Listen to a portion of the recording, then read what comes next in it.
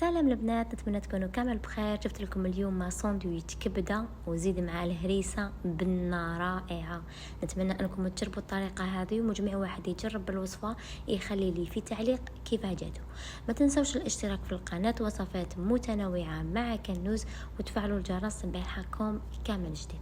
نروح لطريقه التحضير. في مقلاة وعلى نار تكون قليله، ضروري لان النار تاعنا تكون قليله، ما نزيدولهاش كامل. نديروا كميه من الزيت، من الاحسن انكم تستعملوا زيت الزيتون، واللي ما يحبش زيت الزيتون يدير الزيت العادي، لكن اللي يحب البنه تجي الكبده تاعو تجي بنينه قرف يدير زيت الزيتون.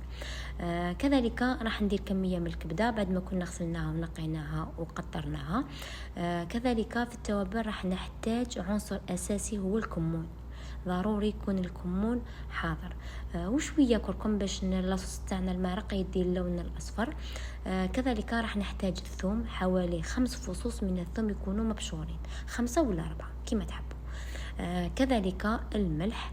نخلوا الكبده تاعنا تتقلى على نار قليله كما راكم تلاحظوا معنا حتى طيب لنا وتعقد لنا تولنا المرقه هكا.